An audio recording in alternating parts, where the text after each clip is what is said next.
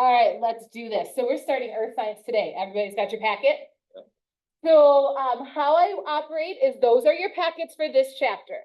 So you need to bring this packet and that yellow reference table that I handed you out yesterday. That's what you need to bring every day. So whether you bring it in a folder or a binder, whatever floats your boat, it works for me.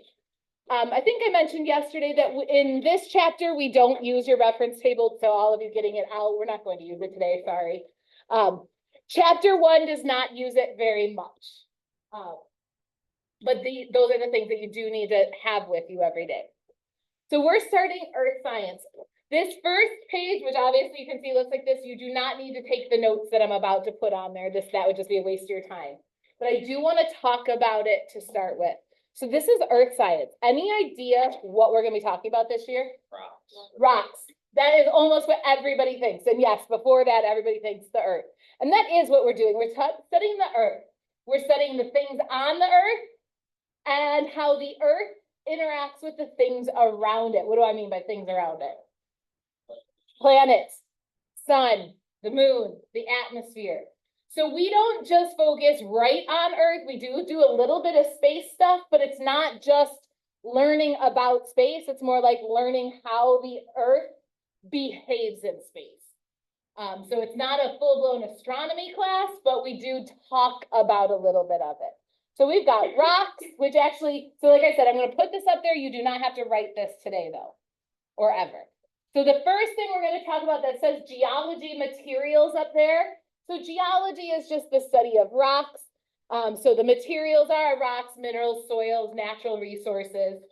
But then we're going to take geology to another level, and we're going to talk about the things, how geology, like the processes. So weathering, erosion, deposition, how the plates move around. So the things that happen on Earth. Then we completely switch gears and we start talking about weather.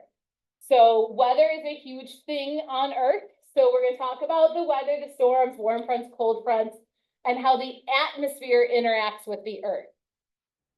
And then again, the last thing we'll talk about is astronomy. So how the Earth behaves in space, how the Earth interacts with stars and the sun and the moon. What is missing on here, I don't know why I didn't put it on there, is Earth's history. We will talk about the entire 4.6 billion years of Earth as well. So before we can get into this, chapter 1 is actually called the prologue. What's a prologue? The before. So before we can get into any of this, so like a prologue in a book would tell you like the background information of the story, kind of stuff you got to know before you get into the news story. So with this, it's kind of like, another word would be review. Chapter 1 is basically review. Things you learned in 6th, 7th, or 8th grade, not last year. Last year's stuff, living environment, is its own separate thing. If you notice, all of the stuff up here, none of this stuff is alive. Never was alive. It will never be alive. We don't talk about living stuff. That's why you had your own class called living environment. We're strictly non-living things in this class. So you did learn a little bit about all of that, all of this stuff in 6th, 7th, and or 8th grade. I'm not saying it was just one or the other, bits and pieces in those 3 grades. I bet you don't remember a lot of it. And so that's why I do a whole chapter of basically review. But what I do is I take that review and I like 10th grade it up, is what I call it. So like you learned about density, right? That sounds familiar. Maybe you need a little bit of refresher about what it is, but you know the basics of density. Well, I'm going to take density to the next level. I'm going to teach you a few new things about density. So first we'll review what you already know, and then I'll 10th grade it up so you get a little bit more background in it as well. You need to know about density before we can learn about rocks and minerals, before we can learn about weather, before we learn about plate tectonics, and even some of the stuff in astronomy, all needs to know about density. So I don't want to start the year off and jump right in and assume you know what density is until I review it with you first. So this first chapter is going to hopefully be the easiest one of the year. And it's just going to be basically review for you. It's gonna be about 2 weeks long in case anybody's wondering. You ready for it? All right, so how I do these notes is if you're gonna already notice, page 2 is literally notes. You do not need a separate notebook. You do not need separate sheets of paper. Any notes you're going to do are gonna go right in the packet. And then you might see we do practice on the next page. Then, so this will be like together practice. And then we have what I call like a simple homework. This is a homework that is not Regents questions, but then it's followed up by 7 Regents questions after that. That's gonna kind of be the theme that we go with the whole year. Notes, in-class practice, easy homework, harder homework. So it's not, and by harder, it's not hard by any means, it's just Regents questions. So I think some of you might have already noticed you are gonna have some homework today. It says page 4. Please don't start it in class. Because one thing is, I'll probably cut it shorter than just page 4. So I would hate for you to do like more work than you have to. So just listen. Hopefully we get some time in class to finish it up too. Okay. So you're ready for the first set of notes. Yeah, Logan, right? When we have homework in this packet, do we look it out? No, because I'm just gonna walk around and check. So everything stays right in the packet. Good question. If you do want, like if you are putting this in a binder and the staple annoys you in a binder, you're welcome to rip that staple right out. But if you're just keeping it in a folder, I would recommend keeping it stapled. And for your reference table, that you're gonna wanna keep stapled even in your binder because the middle of the reference table is actually a double page. Pages 8 and 9 need to be stapled together like this, like a book. So that's why it is stapled like a book. But anyway, let's get started. Our first thing we have to learn about is an observation, and I'm guessing you already know what an observation is. Anybody? What's an observation? So, it's what? Noticing something? Something you see, somebody else said something. Information from your senses. You weren't wrong, you weren't wrong. Logan was more right. It is something we use our 5 senses for. So not just seeing, but hearing, tasting, touching, and smelling also.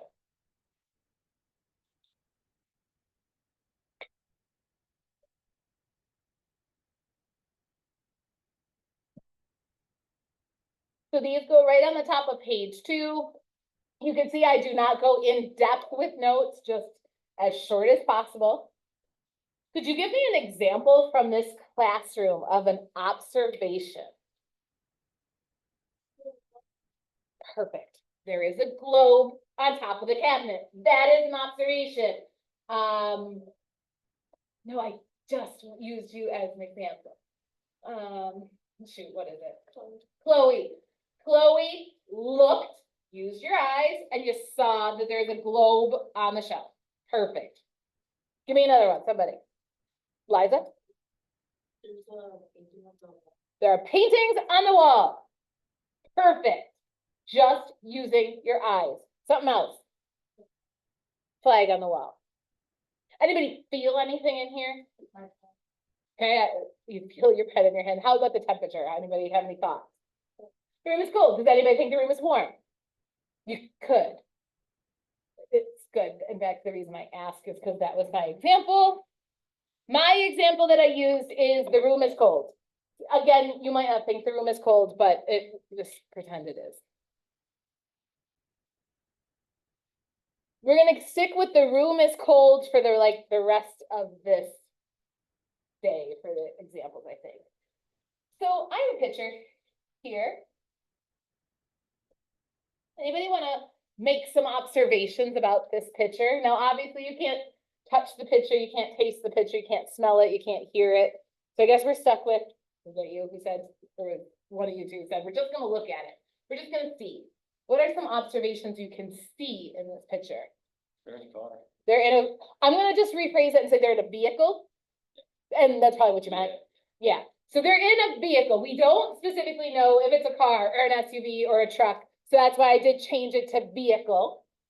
When you're making observations, they're just basic, generic, like vehicle, not a car, even though I know that's what you meant. So they're in a vehicle. Anything else? There's more. Give me more. I'm asking for 5 more from 5 different people. Dog. There is a dog in the vehicle. Perfect. You didn't tell me if it was a boy or a girl. You didn't tell me what breed it was. You just said there is a dog. Awesome, Riker, right? Okay. And so I need 4 more from 4 more people.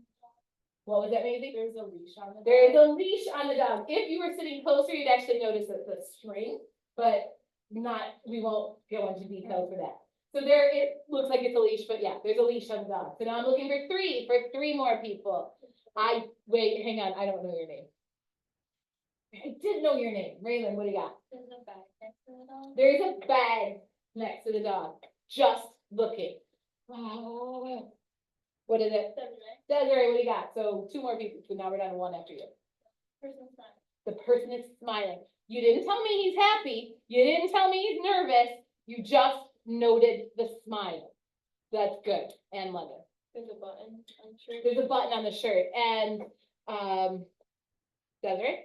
No, that you're Desiree. Just went over that. I don't remember.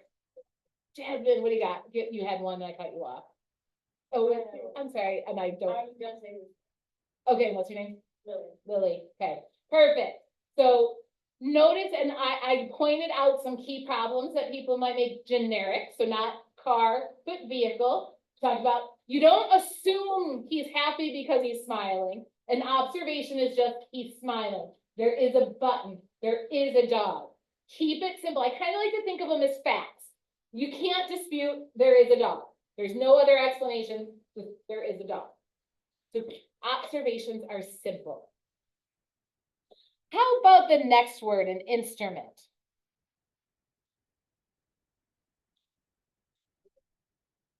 Yeah, what do you use these tools for, you think?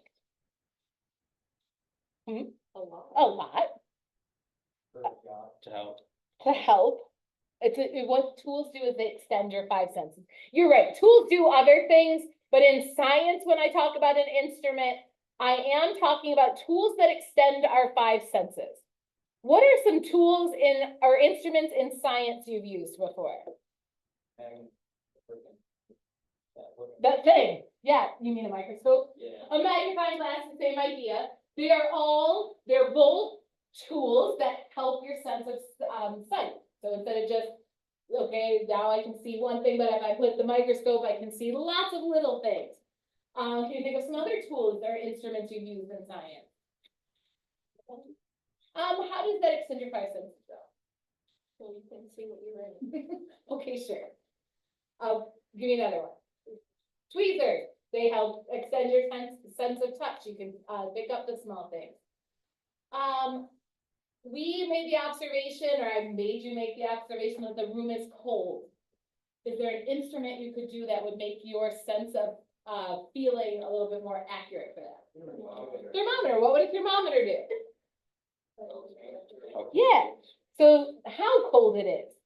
So a thermometer is an example of an instrument. So is a ruler. So instead of saying, wow, that's a big rock, now you can use a ruler to say, wow, that rock is 26 centimeters wide. So they don't have to be fancy tools or instruments. Like, yes, a telescope is an instrument, but so is a ruler. So simple things. I'm going to skip any examples for there. Now we're going to go on to inference. Shoot, I didn't want to give it to you, but here you go. Here's the definition of an inference. An inference is a guess based on an observation.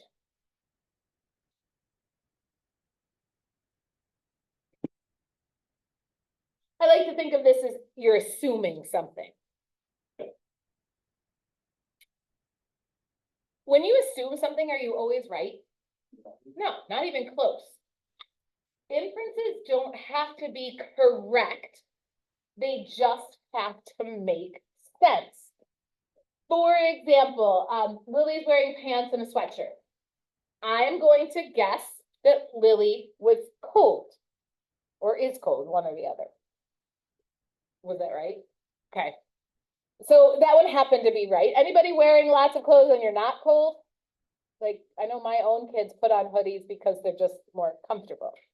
So, yeah, okay, I much rather wear a hoodie than anything else. So some people are wearing hoodies, not because they're cold, but because they're comfortable. One thing I didn't say about Lily is, oh, Lily's wearing a sweatshirt. She must like cats. Do those go together? Like, is wearing a sweatshirt a hint that you like cats? No, so that's an example of a bad inference. An inference doesn't have to be correct, it just has to make sense. So we already made the observation that the room is cold. Then we used an instrument to say the room was 65. What could be an inference that goes along with those? Why might the room be cold? So the heater's broken. Did I just hear somebody say that? Yeah. Is the heater really broken? Could that be a reason why a room would be cold though? So it makes sense. Another one was the air conditioner on. Is that the reason? Yeah, that's the reason it's cold in here. So an inference doesn't have to be correct. It just has to make sense. So that's why I use this one. The heater is broken. Can we make any inferences about this picture? So again, we already observed there is a dog, there is a guy, he's smiling, there's a bag, there's a button, they're in a vehicle. You got a guess, an inference, something you're assuming. They could be going somewhere for a walk. They're going for a walk, going somewhere to go on a walk. That's a guess. They might not be. They might be going to the vet. They're in a car, so they're going somewhere. I don't remember. Madeline, okay, go ahead. The person is happy. So remember how I made sure were you the one who said it, smiling too? Yeah. Yeah, person is smiling, that's what you see, and you're guessing they're happy. Have you ever smiled when you're not happy? Who had to take a first day of school picture yesterday? Did you smile? Were you happy? Most of you know. So smiling is not always an indicator of happiness, but it is a good guess. He could also be scared out of his mind and he's just a little tense. Who knows? So any more inferences you could infer or assume or guess about this picture based on things you see? Yeah, Linda. The person is taking the picture. The person is taking the picture, okay? We don't see any other idea. There's a picture, there's no other people. Looks like a selfie. Good. Any more? Any ideas of what kind of vehicle, what kind of car this is? Based on things you see here? Can't see much. Anybody recognize the shirt? Anybody recognize the hat? Or what kind of bag it is? Or this button? Okay. Or looks like a cop car. The guy might be a state trooper. We've got a state trooper hat, a button, and a uniform. That would be a good guess that this is a state trooper. This is a state trooper. Any more inferences? That's a drug dog. That's a drug dog. Could be a drug dog. That makes sense. If you see a dog, you see a cop, you assume it's a drug dog. Good guess. It's wrong, but a good guess. Good inference still. Any guesses who this guy is? This is my husband. What made you guess that? You have Your your picture. Okay, it's my picture. You're guessing that. But yeah, this is my husband. This was our dog. He did die this summer, but so he was a state trooper. He also just retired, and he found Rufus on the thruway. Long story short, we found his owner and he asked us to keep him, and he was the best dog ever. All right, we have one more vocab word, and then oh shoot, oh well, I guess I got it. Guess I just gave it to you to make you tell me. We're moving on to a prediction. A prediction is still a guess, right? When you predict something, do you know for sure? No, it is still a guess. So we still say it's an inference, but it's a special inference. It's one about the future, something that will happen. There are key words in prediction, like will be or will happen, or I know lots of us use the phrase gonna. I'm okay with you using the word gonna. I won't tell your English teacher, I promise. I know what you mean when you say gonna. Means it's going to happen. So something that is going to happen in the future. So can you, remember we said the room was cold? One of the predictions or one of the inferences, I'm sorry, was that the heater's broken. Any prediction? He was gonna get fixed. And I heard you use the word gonna, the heater's gonna get fixed. Or another one could be, it will be cold in the room tomorrow. If it's cold today, it's probably gonna be cold tomorrow. Any of those are good predictions.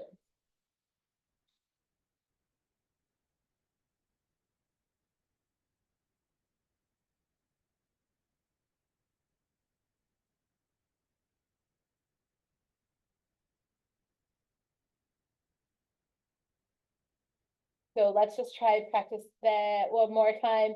Let's make a prediction and please don't say the dog's gonna die because he did, but I know it's still hard. Any other predictions about this? That guy's gonna retire. There you go. That guy's gonna retire. They're gonna go home. They're going to eat dinner. Any of those things, it has to be about the future. All right, so you guys, and you still have like 10 minutes, but my last class didn't end or this is where they ended. I'm just gonna kind of see how the day goes. You have homework, so let's turn to page 4. We'll do the first one together. So what I'm gonna ask you is on page 4 here. This is what you see. I don't remember if I mentioned this to you yesterday, but what I like to call the #1 rule of earth science is to read all the words. It is really important. How many of you would have never read these 2 lines at the top? Most of us. Most of us skip reading directions because we all assume we know what they're going to say. It is really important that you read them. So for this, it says, for each statement below, determine if it's an observation, inference, and a prediction, and explain your choice. Your homework for tonight, I'm going to change that a little bit. You can get rid of this part, the and explain your choice. Don't cross it off here. So leave this part open. We're going to do that tomorrow when we're going over it. But your homework for tonight is just to tell me if this is an observation, inference, or a prediction. You're welcome to just tell me with an I, an O, or a P. You don't have to write it out if you don't want to. So let's do the first one together. And I'd also like to say for all of them, assume you're there. For like this second one, it says the sample is rectangular with sharp angular corners. Assume you have the sample in your hand. So you're not just like going off of somebody's word. Let's use this first one. The sample was transported by a glacier over 1 million years ago. Let's start. Is that an observation, something you can see with your 5 senses? No, you were not there 1 million years ago. You did not see it transported by a glacier. So is it an inference or a prediction? Inference. Why is it not a prediction? It's not about the future. Not about the future. It's a guess. Either way, it is a guess. You're guessing it was moved by a glacier, but since it's about the past, not the future, it's just an inference. So you guys have time, I'm guessing now, to finish the remaining 11 questions. Again, we do not need a reason for today. We're skipping the reason. Don't cross it off because we're going to fill it in tomorrow. Just give me observation, inference, or prediction for the remainder of those. If you'd like to work together or check your work with someone else, you're welcome to. But that's it for the end of today. And don't forget to get your papers signed if you haven't signed them, got them signed already.